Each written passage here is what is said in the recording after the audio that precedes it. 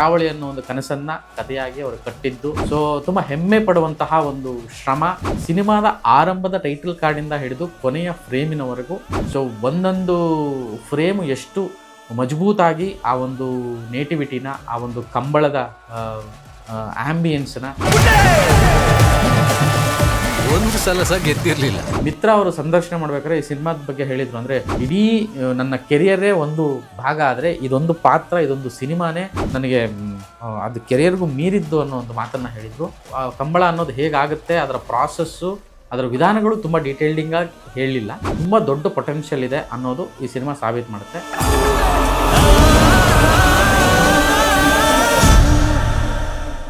ಆತ್ಮೀಯ ಕನ್ನಡ ಪಿಕ್ಚರ್ ವೀಕ್ಷಕರಿಗೆ ನಮಸ್ಕಾರ. ನಾನು ಪ್ರವೀಣಕಾಂತ. ಈಗಷ್ಟೇ ಕರಾವಳಿ ಸಿನಿಮಾ ನೋಡ್ಕೊಂಡು ಬಂದೆ ಶುಕ್ರವಾರ. ಸೊ ಕರಾವಳಿ ಬಗ್ಗೆ ತುಂಬ ದೊಡ್ಡ ನಿರೀಕ್ಷೆ ಇತ್ತು, ಭರವಸೆ ಕೂಡ ಇತ್ತು. ಸೊ ಈ ಸಿನಿಮಾದ ಒಂದಷ್ಟು ಸಂದರ್ಶನಗಳನ್ನು ನೀವೆಲ್ಲ ನೋಡಿದ್ದೀರಾ. ಕರಾವಳಿ ಆರಂಭದಿಂದಲೂ ಈ ಸಿನಿಮಾನ ಫಾಲೋ ಮಾಡ್ಕೊಳ್ತಾನೆ ಬಂದಿದೆ ಕನ್ನಡ ಪಿಕ್ಚರ್. ಹಾಗೆಯೇ ಈ ಸಿನಿಮಾದ ಕಂಟೆಂಟ್ಸ್ನ ಬಿಡಿಬಿಡಿಯಾಗಿ ನಿಮ್ಮ ಮುಂದೆ ಇಡುವಂಥ ಪ್ರಯತ್ನ ಕೂಡ ನಿರಂತರವಾಗಿ ಮಾಡಿದೆ. ಸೊ ಇವತ್ತು ಸಿನಿಮಾ ನೋಡ್ಕೊಂಡು ಬಂದೆ. ತುಂಬ ದೊಡ್ಡ ನಿರೀಕ್ಷೆ ಇತ್ತು ನನಗೆ ವೈಯಕ್ತಿಕವಾಗಿ. ಸೊ ಸಿನಿಮಾ ನೋಡ್ಕೊಂಡು ಬಂದಾಗ ನನಗೆ ಈ ಸಿನಿಮಾ ನೋಡಿದ ಮೇಲೆ ಅನಿಸಿದಂಥ ಒಂದಷ್ಟು ಅನಿಸಿಕೆಗಳನ್ನ ನಿಮ್ಮ ಹತ್ರ ಹಂಚ್ಕೊಳ್ಳೋದಕ್ಕೆ ಪ್ರಯತ್ನ ಮಾಡ್ತೀನಿ.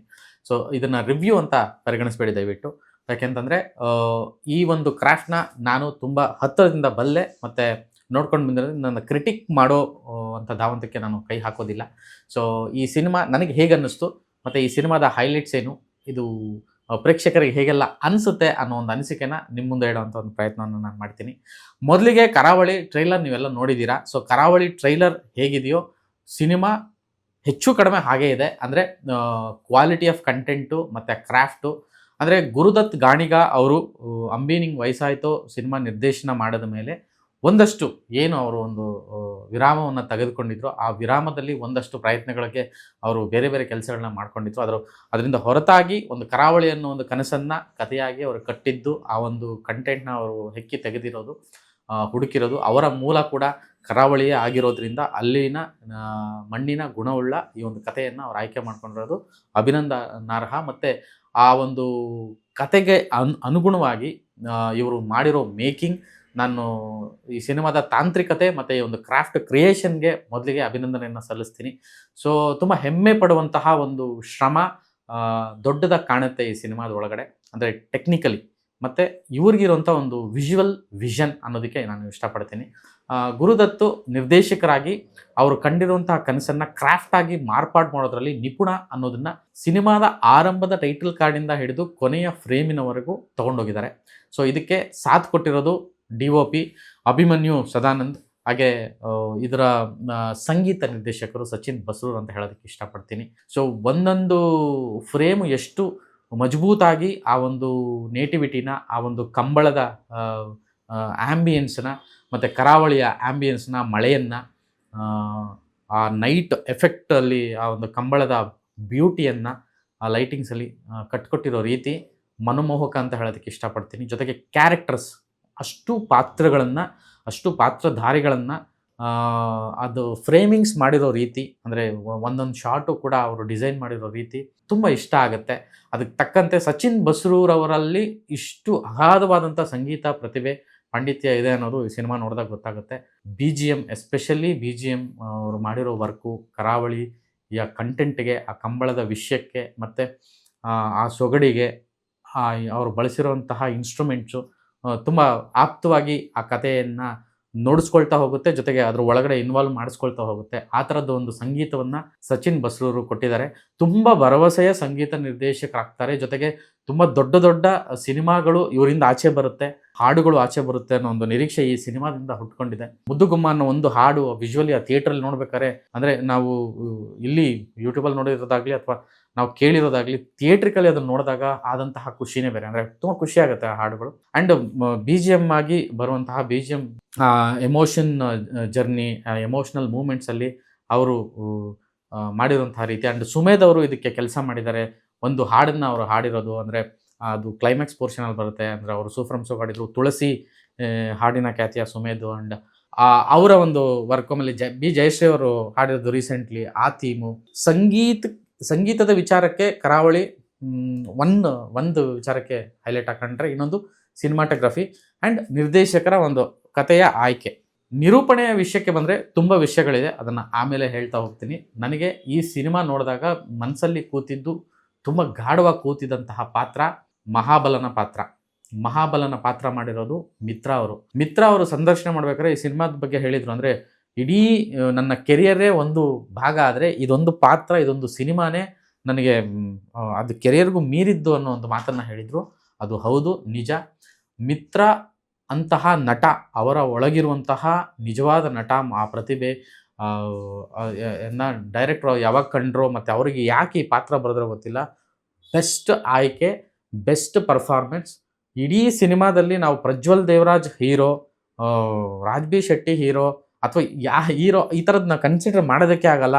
ಈ ಇಡೀ ಸಿನಿಮಾ ಮಹಾಬಲನ ಸಿನಿಮಾ ಅಂತ ಹೇಳೋದಕ್ಕೆ ನಾನು ಇಷ್ಟಪಡ್ತೀನಿ, ನನಗೆ ವೈಯಕ್ತಿಕವಾಗಿ ಅನಿಸಿದ್ದು. ಸೊ ಅಷ್ಟರ ಮಟ್ಟಿಗೆ ಮಿತ್ರ ಅವರು ಎಲ್ಲ ಆ್ಯಂಗಲಲ್ಲೂ, ಎಲ್ಲ ಎಮೋಷನ್ಸಲ್ಲೂ, ಅಗ್ರೆಷನಲ್ಲೂ, ಫನ್ ಎಲಿಮೆಂಟಲ್ಲೂ ಕೂಡ, ಅಂದರೆ ಅವ್ರಿಗೆ ಸಿಕ್ಕಿರೋ ಸ್ಪೇಸು ಮತ್ತು ಈ ಒಂದು ಪಾತ್ರ ಎಷ್ಟು ಅದ್ಭುತವಾಗಿದೆ ಅಂದರೆ ಮೇ ಬಿ ಅವ್ರು ಅದಕ್ಕೆ ಅಷ್ಟು ವಿಷಯನ ಅವತ್ತು ನನ್ನ ಜೊತೆ ಸಂದರ್ಶನದಲ್ಲಿ ಹಂಚ್ಕೊಂಡ್ರು ಅನಿಸುತ್ತೆ. ಸಿನಿಮಾ ನೋಡಿದಾಗ ನಂಗೆ ಅದೆಲ್ಲವೂ ವಾಪಸ್ಸು ತಾಗ್ತಾ ಹೋಯಿತು. ನಾನು ಅದಕ್ಕೆ ಒಂದು ವಿಡಿಯೋ ಮತ್ತೆ ಪುನಃ ಹಾಕಿದ್ದೀನಿ. ಯಾರೆಲ್ಲ ಸಿನಿಮಾ ನೋಡಿದಿರೋ ಮತ್ತೆ ಮಿತ್ರ ಅವರ ಒಂದು ಸಂದರ್ಶನವನ್ನು ನೋಡಿ ಅಂತ. ಸೊ ದಯವಿಟ್ಟು ನೀವು ಅಂದರೆ ಸಿನಿಮಾ ನೋಡಿದರೆ ಮಿತ್ರ ಅವರ ಸಂದರ್ಶನ ನಮ್ಮ ಪ್ಲ್ಯಾಟ್ಫಾರ್ಮಲ್ಲಿದೆ, ಮತ್ತೆ ನೋಡಿ ಅಂತ ಹೇಳೋದಕ್ಕೆ ಬಯಸ್ತೀನಿ. ಆ್ಯಂಡ್ ಮಹಾವೀರನ ಪಾತ್ರ ರಾಜ್ ಬಿ ಶೆಟ್ಟಿ ಅವರು. ರಾಜ್ ಬಿ ಶೆಟ್ಟಿ ಈ ಸಿನಿಮಾದ ಒಳಗಡೆ ಹೋದಾಗ ಸೊ ಪ್ರಜ್ವಲ್ ದೇವರಾಜ್ ನಾಯಕ, ಅವರ ಜೊತೆಗೆ ಅಂದರೆ ಮಹಾವೀರನ ಪಾತ್ರ ಈ ಒಂದು ಕರಾವಳಿಗೆ ಎಂಟ್ರಿ ಕೊಟ್ಟಿದ್ದಾರೆ. ತುಂಬ ದೊಡ್ಡ ಸದ್ದು ಸುದ್ದಿ ಆಗಿತ್ತು ಮತ್ತು ತುಂಬ ನಿರೀಕ್ಷೆ ಉಟ್ಕೊಂಡಿತ್ತು. ಅದು ಎಲ್ಲೂ ಕೂಡ ಅಂದರೆ ಟ್ರೈಲರಲ್ಲಿ ನೋಡಿದಾಗಲೂ ಕೂಡ ರಾಜ್ ಬಿ ಶೆಟ್ಟಿ ಅವರ ವಾಯ್ಸು, ಮಹಾವೀರನಾಗಿ ಅವರ ವಾಯ್ಸು ಮತ್ತು ಆ ಕುರ್ಚಿ ವಿಷಯ ಇದೆಲ್ಲ ಹೇಳಿದ್ದಾಗಲಿ ತುಂಬ ನಿರೀಕ್ಷೆಗಳಿತ್ತು. ಸೊ ಆ ನಿರೀಕ್ಷೆಯನ್ನು ಎಲ್ಲೂ ಕೂಡ ಹುಸಿಗೊಳಿಸಿಲ್ಲ. ರಾಜ್ ಬಿ ಶೆಟ್ಟಿ ಅವರು ಇಡೀ ಸಿನಿಮಾ ತುಂಬ ಆವರಿಸ್ಕೊಂಡಿದ್ದಾರೆ. ಪ್ರಜ್ವಲ್ ದೇವರಾಜ್ಗಿಂತ ಹೆಚ್ಚಾಗಿ ಅವರು ಆವರಿಸ್ಕೊಂಡಿದ್ದಾರೆ. ಪ್ರಜ್ವಲ್ ದೇವರಾಜ್ ನಾಯಕ ನಟನಾಗಿ ನನಗೆ ಇಡೀ ಸಿನಿಮಾ ನೋಡಿದಾಗ ಯಾರು ಹೀರೋ ಯಾರು ವಿಲನ್ ಆ ಥರ ಅನ್ನಿಸ್ಲಿಲ್ಲ. ಎಲ್ಲ ಪಾತ್ರಗಳು ಒಟ್ಟಾರೆಯಾಗಿ ಕಥೆಯಾಗಿ ಇದೊಂದು ಸಿನಿಮಾ, ಇದೊಂದು ವಿಷಯ ಅಂತ ಹೇಳೋದಕ್ಕೆ ಇಷ್ಟಪಡ್ತೀನಿ. ಇಲ್ಲಿ ನಾಯಕ ಪ್ರಜ್ವಲ್ಲು ಅಥವಾ ನಾಯಕ ರಾಜ್ ಬಿ ಶೆಟ್ಟಿ ಅಥವಾ ನಾಯಕ ಮಿತ್ರ ಅಂತ ಹೇಳೋದಕ್ಕೆ ಆಗಲ್ಲ. ಸೊ ಅವರವರ ಪಾತ್ರಗಳನ್ನೆಲ್ಲ ಮಾಡಿದರೆ ಮೇಲ್ನೋಟಕ್ಕೆ ಸಿನಿಮಾ ವಿಚಾರಕ್ಕೆ ಪ್ರಜ್ವಲ್ ದೇವರಾಜ್ ನಾಯಕ, ಸಂಪದ ನಾಯಕಿ ಅನ್ನೋ ಒಂದು ವಿಷಯ ಇದೆ. ರಾಜ್ ಬಿ ಶೆಟ್ಟಿ ಅವರ ಪಾತ್ರ ಪೋಷಣೆ ಅದ್ರ ಬಗ್ಗೆ ಎರಡು ಮಾತಿಲ್ಲ. ಆ್ಯಸ್ ಯೂಶುವಲ್ ಅವರ ನೇಟಿವ್ ವಿಷಯ ಮತ್ತು ಅವರಿಗೆ ತುಂಬ ಚೆನ್ನಾಗಿ ಬಲ್ಲಂಥ ವಿಷಯ ಕಂಬಳ. ಸೊ ಕಂಬಳ ಓಡಿಸುವಂತಹ ಮಹಾವೀರನಾಗಿ, ಕಂಬಳದ ಕೋಣಗಳನ್ನು ಸಾಕುವಂತಹ ಮಹಾವೀರನಾಗಿ, ಅದನ್ನು ಪಳಗಿಸುವಂಥ ನಿಪುಣ ಮಹಾವೀರನಾಗಿ, ಅದೊಂದು ಕುರ್ಚಿಯ ಕಾಳಗದಲ್ಲಿ, ಪ್ರತಿಷ್ಠೆಯ ಕಾಳಗದಲ್ಲಿ ಪ್ರಾಮಾಣಿಕವಾಗಿ ಅದಕ್ಕೋಸ್ಕರ ಸ್ನೇಹಿತನ ಒಂದು ಕನಸಿಗೋಸ್ಕರ ಪ್ರಾಮಾಣಿಕವಾಗಿ ಹೋರಾಡುವಂಥ ವೀರನಾಗಿ ಮಹಾವೀರ ಕಾಣಿಸೋ ರೀತಿ ಖುಷಿಯಾಗುತ್ತೆ. ಆ್ಯಂಡ್ ರಾಜ್ ಬಿ ಶೆಟ್ಟಿ ಬಗ್ಗೆ ಪ್ರತ್ಯೇಕವಾಗಿ ಹೇಳಬೇಕಾಗಿಲ್ಲ. ಅವರು ಪ್ರತಿ ಸಿನಿಮಾದು ಸಿಕ್ಕಂತಹ ಪಾತ್ರಗಳು ಅಥವಾ ಅವರು ಆಯ್ಕೆ ಮಾಡ್ಕೊಂಡಂತಹ ಎಲ್ಲ ಪಾತ್ರಗಳಿಗೂ ಅಷ್ಟು ನ್ಯಾಯಯುತವಾಗಿ ಸಿನಿಮಾ ಮಾಡ್ಕೊಳ್ತಾ ಬಂದಿದ್ದಾರೆ. ಈ ಸಿನಿಮಾದಲ್ಲೂ ಅದನ್ನು ಮುಂದುವರಿಸಿದ್ದಾರೆ. ನನಗೆ ಮೂರನೇದಾಗಿ ಪ್ರಜ್ವಲ್ ದೇವರಾಜ್ ಅವರ ಇಲ್ಲಿಯವರೆಗೂ ಅಂದರೆ ಇಷ್ಟು ವರ್ಷದ ಸಿನಿಮಾ ಜರ್ನಿಯಲ್ಲಿ ಆಲ್ಮೋಸ್ಟ್ 20 ವರ್ಷ ಆಗುತ್ತೆ ಅವರು ಉದ್ಯಮಕ್ಕೆ ಬಂದು. 20 ವರ್ಷದಲ್ಲಿ ನಾನಾ ಬಗೆಯ ಸಿನಿಮಾಗಳನ್ನು ಮಾಡಿದ್ದಾರೆ, ನಾನಾ ಬಗೆಯ ಹಲವು ಒಳ್ಳೊಳ್ಳೆ ಪಾತ್ರಗಳನ್ನು ಮಾಡಿದ್ದಾರೆ. ಅವ್ರದ್ದೇ ಆದಂಥ ವರ್ಚಸ್ಸನ್ನು ಅವರು ಪಡ್ಕೊಂಡಿದ್ದಾರೆ ಹೀರೋ ಆಗಿ. ಆ್ಯಂಡ್ ಈ ಸಿನಿಮಾದೊಳಗಡೆ ಅವರ ಪಾತ್ರವು ಭಿನ್ನವಾಗಿದೆ ಮತ್ತು ಇದುವರೆಗೂ ನೋಡದೇ ಇರುವಂತಹ ಒಂದು ಪ್ರಜ್ವಲ್ ದೇವರಾಜನ್ನು ನಾವು ತೆರೆ ಮೇಲೆ ಧನ ಅನ್ನೋ ಪಾತ್ರದಲ್ಲಿ ನಾವು ನೋಡ್ತೀವಿ. ಸೊ ಅವರ ಪಾತ್ರ, ಅವರ ಪೋಷಣೆ, ಅವರ ಲುಕ್ಕು ತುಂಬ ಇಷ್ಟ ಆಯಿತು. ಮೇ ಬಿ ಈ ಒಂದು ವಿಷಯ ಅಂದರೆ ಅವರು ಡಬ್ ಮಾಡಿದರೆ ಹೇಗಿರುತ್ತೆ ಅನ್ನೋ ಒಂದು ವಿಷಯ ಸಿನಿಮಾ ನೋಡಿದಾಗ ಅವರು ಸೀನ್ ಬಂದಾಗೆಲ್ಲ ಮನಸ್ಸೊಳಗಡೆ ಅನ್ಸೋಕ್ಕೆ ಶುರು ಆಗುತ್ತೆ. ಮೇ ಬಿ ಅವ್ರು ಪ್ರತಿ ಸಿನಿಮಾದಲ್ಲೂ ಅವರೇ ಡಬ್ ಮಾಡಿರೋದ್ರಿಂದ ಈ ಸಿನಿಮಾದಲ್ಲಿ ಇನ್ನೊಂದರೆ ಮೇ ಬಿ ಕರಾವಳಿ ಆ ಸ್ಲ್ಯಾಂಗು ಅವ್ರಿಗೆ ಆಗೋದಿಲ್ಲ ಅನ್ನೋ ಕಾರಣಕ್ಕೋ ಅಥವಾ ಅವರು ಒಳಗಿನ ವಿಷಯಗಳಿಗೋ ಅವರು ಅದನ್ನು ಮಾಡಿಲ್ವೇನೋ. ಬಟ್ ನನಗೆ ವೈಯಕ್ತಿಕವಾಗಿ ಪರ್ಫಾರ್ಮೆನ್ಸ್ ಅದರ ಬಗ್ಗೆ ಎರಡು ಮಾತಿಲ್ಲ. ತುಂಬ ಒಳ್ಳೆಯ ಅಭಿನಯ ಮತ್ತು ನಾನು ಅದೇ ಹೇಳಿದ್ನಲ್ಲ, ಭಿನ್ನವಾಗಿದೆ ಅವ್ರ ಇಡೀ ಕೆರಿಯರಲ್ಲಿ. ಆದರೆ ಅವರೇ ಡಬ್ ಮಾಡಿದರೆ ಹೇಗಿರ್ಬೋದು ಅನ್ನೋ ಒಂದು ಪ್ರಶ್ನೆ ಮತ್ತೆ ಅಗೇನ್ ಸಿನಿಮಾ ನೋಡಿದಾಗ ಅನಿಸಿದ್ದುಂಟು. ಅದು ಬಿಟ್ಟರೆ ಸಂಪದ ಆ್ಯಂಡ್ ಸುಷ್ಮಿತಾ ಭಟ್ ಅವರ ಪಾತ್ರಗಳು, ಭೂಮಿಯ ಪಾತ್ರದಲ್ಲಿ ಬರುವಂಥ ಸುಷ್ಮಿತಾ ಆರಂಭದಲ್ಲಿ, ಸೊ ಅವರ ಪಾತ್ರವು ಅವ್ರು ಕೊಟ್ಟಿರೋಂಥ ಪಾತ್ರವು ನಿಭಾಯಿಸ್ತಾರೆ. ಆ್ಯಂಡ್ ಶ್ರೀಧರ್ ಅವರ ಪಾತ್ರ ಕೂಡ ಭಾಳ ಚೆನ್ನಾಗಿದೆ. ಆ್ಯಂಡ್ ಇಲ್ಲಿ ಬರುವಂಥ ಸಣ್ಣ ಪಾತ್ರಗಳು, ಪುಟ್ಟ ಪಾತ್ರಗಳು ಆದರೂ ಕೂಡ ಎಲ್ಲ ಪಾತ್ರಗಳು ಇಡೀ ಸಿನಿಮಾ ಕ್ಯಾರಿ ಓವರ್ ಆಗುತ್ತೆ. ರಮೇಶ್ ಇಂದಿರಾ ಅವರು ದೊಡ್ಡ ದಣಿಗಳ ಪಾತ್ರದಲ್ಲಿ ಅಗೇನ್ ಅವರು ಎಂತಹ ನಟ ರಾಕ್ಷಸ ಅಂತ ಮೊನ್ನೆ ಮಿತ್ರ ಅವರು ಸಂದರ್ಶನದಲ್ಲಿ ಹೇಳ್ತಿದ್ರು. ಅಂದರೆ ಕೆಲವ್ರು ಮಾತ್ರ ಇರ್ತಾರೆ, ಎಲ್ಲರೂ ನಟರೆ, ಎಲ್ಲರಿಗೂ ಪೊಟೆನ್ಷಿಯಲ್ ಇರುತ್ತೆ. ಆದರೆ ನಟ ರಾಕ್ಷಸರು ಅಂತ ಇರುತ್ತಲ್ಲ, ಅದರಲ್ಲಿ ರಮೇಶ್ ಇಂದ್ರ ಅವರು ಆ ಸಾಲಿಗೆ ಸೇರುವಂತಹ ನಟ ಅಂತ. ನಿಜವಾಗ್ಲೂ ಸಿನಿಮಾದೊಳಗಡೆ ನೋಡಿದಾಗ ಆ ಭಯ ಇದನ್ನೆಲ್ಲ ಆವರಿಸ್ಕೊಳುತ್ತೆ ನಮಗೆ. ಅಷ್ಟು ಖಡಕ್ಕಾಗಿ, ಅಷ್ಟು ಆ ವಿಲನಿಶ್ ಅನ್ನೋ ಒಂದು ಇದಕ್ಕೆ ಹೇಳು ಮಾಡಿಸಿದಂತೆ ಪಾತ್ರವನ್ನು ನಿಭಾಯಿಸಿರೋದು. ದೊಡ್ಡ ದಣಿಗಳ ಪಾತ್ರದಲ್ಲಿ ಅವರ ಔಟ್ಲುಕ್ಕು, ಅವರ ಭಾಷೆ, ಅವರ ಬಾಡಿ ಲ್ಯಾಂಗ್ವೇಜು ಎಲ್ಲವೂ ಕೂಡ ತುಂಬ ಒಂಥರ ಆ ಪಾತ್ರ ಆ ಗಾಂಭೀರ್ಯತೆಯನ್ನು ಅವರು ಕಾಪಾಡಿದ್ದಾರೆ. ಅಷ್ಟು ಅಚ್ಚುಕಟ್ಟಾಗಿ ಮಾಡಿದ್ದಾರೆ. ಪಾತ್ರಗಳ ವಿಷಯಕ್ಕೆ ಇದಿಷ್ಟು. ಆ್ಯಂಡ್ ನಿರ್ದೇಶನದ ವಿಷಯಕ್ಕೆ ನಾನಾಗಲೇ ಹೇಳ್ದಂಗೆ ಗುರುದತ್ ಅವರ ಒಂದು ನೇಟಿವ್ ಸಬ್ಜೆಕ್ಟ್ನ ನನಗೆಲ್ಲೋ ಒಂದು ಕಡೆ ಈ ಸಿನಿಮಾ ಓವರಾಲ್ ನೋಡಿದಾಗ ನೋಡಿಸ್ಕೊಂಡೋಯ್ತು ಆರಾಮಾಗಿ. ಇಂಟರ್ವಲ್ಗೆ ಅದೊಂದು ಕೌತುಕ ಮತ್ತು ಆ ಒಂದು ಎನರ್ಜಿ ಒಂದು ಫಾರ್ಮ್ ಆಯಿತು. ನೆಕ್ಸ್ಟ್ ಏನು ಅನ್ನೋ ಒಂದು ಕ್ವಶನ್ ಮಾರ್ಕ್ ಸಮೇತ. ಆದರೆ ಸಿನಿಮಾ ತುಂಬೆಲ್ಲ ಕಂಪ್ಲೀಟ್ ಸಿನಿಮಾ ನೋಡಿದಾಗ ಒಂದಷ್ಟು ಲಾಜಿಕ್ ವಿಚಾರಕ್ಕೆ, ಇದು ಯಾಕೆ, ಇದು ಹೇಗೆ ಅನ್ನೋ ಒಂದು 3-4 ಪ್ರಶ್ನೆಗಳು ಹಾಗೆ ಉಳಿತು. ಮತ್ತು ಕಂಬಳದ ವಿಷಯ ಇದು ಅನ್ನೋ ಒಂದು ವಿಚಾರಕ್ಕೆ, ಕಂಬಳದ ಬೇರೆ ಬೇರೆ ವಿಧಾನಗಳು ಮತ್ತು ಅದರ ಕಂಬಳ ಅನ್ನೋದು ಹೇಗಾಗುತ್ತೆ, ಅದರ ಪ್ರಾಸೆಸ್ಸು, ಅದರ ವಿಧಾನಗಳು ತುಂಬ ಡೀಟೇಲ್ಡಿಂಗಾಗಿ ಹೇಳಲಿಲ್ಲ. ಬಟ್ ಅದನ್ನು ಒಂದು ಎಲಿಮೆಂಟ್ ಆಗಿ ಕಮರ್ಷಿಯಲ್ ಒಂದು ಸ್ಪರ್ಧೆಯಾಗಿ ಟ್ರೀಟ್ ಮಾಡಿದ್ದಾರೆ. ಆ ಸ್ಪರ್ಧೆಯ ಮೇಲೆ ಒಂದು ರಿವೆಂಜ್ ಕಥೆಯನ್ನು ಸೃಷ್ಟಿಸಿದ್ದಾರೆ. ಸೊ ಹಾಗಾಗಿ ನನಗೆಲ್ಲೋ ಒಂದು ಕಡೆ ಕಂಬಳದ ವಿಷಯ ಇನ್ನೊಂದಷ್ಟು ಹೆಚ್ಚಿಗೆ ಹೇಳಿದರೆ, ಡೀಟೇಲ್ಡಾಗಿ ಹೇಳಿದರೆ, ಕಂಬಳ ಕೋಣಗಳ ಎಮೋಷನ್ಸ್ ಆಗಲಿ ಅಥವಾ ಕಂಬಳದ ಒಂದು ಪ್ರಾಸೆಸ್ ಆಗಲಿ, ವಿಧಾನ ಆಗಲಿ, ಅದು ಹೇಗೆ ಮಾಡ್ತಾರೆ ಅನ್ನೋದು ಇನ್ನೊಂದಷ್ಟು ಹೇಳಿದರೆ ಚೆನ್ನಾಗಿರ್ತಿತ್ತು ಅನ್ನೋದು ನನ್ನ ಅಭಿಪ್ರಾಯ. ಒಟ್ಟಾರೆಯಾಗಿ ಸಿನಿಮಾ ನೋಡಿದಾಗ ಸಿನಿಮಾ ಒಳ್ಳೆಯ ಸಿನಿಮಾ, ಕ್ವಾಲಿಟಿ ಆಗಿರುವಂತಹ ಸಿನಿಮಾ. ಪ್ರೇಕ್ಷಕನಾಗಿ ಕೆಲವೊಂದು ಲಾಜಿಕ್ಗಳು ನನಗೆ ಸಿನಿಮಾ ನೋಡಿ ಹೊರ ಬಂದ ಮೇಲೂ ಪ್ರಶ್ನಾರ್ಥಕವಾಗಿ ಉಳ್ಕೊಳ್ಳುತ್ತೆ. ಆಮೇಲೆ ಕ್ಲೈಮ್ಯಾಕ್ಸ್ ಪೋರ್ಷನಲ್ಲಿ ಅಂದರೆ ಆ ಆಶಯಗಳನ್ನು ಈಡೇರಿಸುವಂತಹ ನಾಯಕನ ಎಲಿವೇಶನ್ ಏನಿದೆ, ಆ ಎಲಿವೇಶನ್ನು ಬಗ್ಗೆ ಒಂದಷ್ಟು ಹಿಂಗೆ ಮಾಡ್ಬೋದಿತ್ತಲ್ಲ, ಹಿಂಗಿರ್ಬೋದಿತ್ತಲ್ಲ ಅನ್ನೋ ಒಂದು ಪ್ರಶ್ನೆಗಳು ನಮ್ಮಲ್ಲಿ ಹುಟ್ಟೋದು ಸಹಜ ಆಸ್ ಎ ಪ್ರೇಕ್ಷಕನಾಗಿ. ಆ್ಯಂಡ್ ನಾನು ಇನ್ನೊಂದು ವಿಷಯ ಹೇಳಬೇಕು. ಈ ಇಡೀ ಸಿನಿಮಾದ ತಂಡ ಅಂದರೆ ಗುರುದತ್ ಗಾಣಿಗ ಡೈರೆಕ್ಟ್ರು, ಮತ್ತು ಸಂಭಾಷಣೆ ಭಾಳ ಚೆನ್ನಾಗಿದೆ. ಸಂಭಾಷಣೆ ಬಗ್ಗೆ ನಾನು ಹೇಳಬೇಕು. ಸಂಭಾಷಣೆ ಕತೆಗೆ ಪೂರಕವಾಗಿದೆ ಮತ್ತು ತುಂಬ ಚೆನ್ನಾಗಿ ತಾಗಿದೆ ಸಂಭಾಷಣೆ ಬರೆದಿರೋ ರೀತಿ. ಮತ್ತು ಪಾತ್ರಗಳಿಗೆ, ಆಯಾ ಪಾತ್ರಗಳು ಭಾಗದಿಂದ ಬಂದಿರುವಂತಹ ಪಾತ್ರಗಳಿಗೆ ಬರೆದಿರುವಂಥ ಸಂಭಾಷಣೆ ತುಂಬ ಚೆನ್ನಾಗಿದೆ. ಅಂದರೆ ತಾಗುತ್ತೆ ಸಿನಿಮಾ ನೋಡಬೇಕಾದ್ರೆ.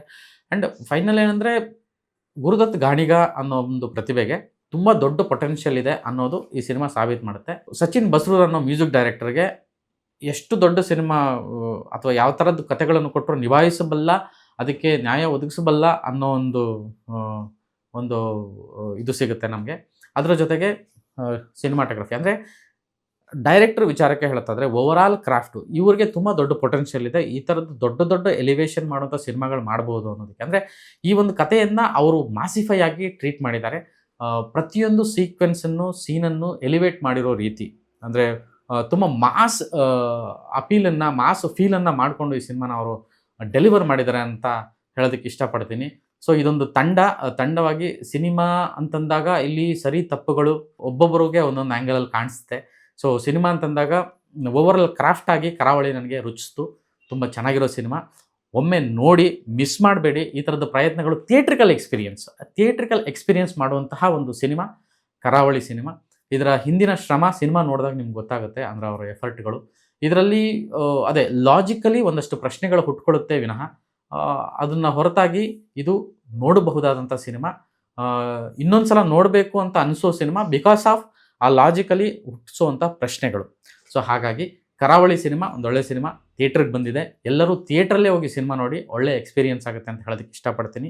ಒಳ್ಳೆಯ ಸ್ಟಾರ್ ಕಾಸ್ಟ್, ಒಳ್ಳೆಯ ಮೇಕಿಂಗ್ ಆ್ಯಂಡ್ ನಮ್ಮ ಕರಾವಳಿಯ ಒಂದು ವಿಚಾರವನ್ನು ಸಿನಿಮ್ಯಾಟಿಕ್ ಆಗಿ ಹೇಳಿರುವಂಥ ವಿಷಯ.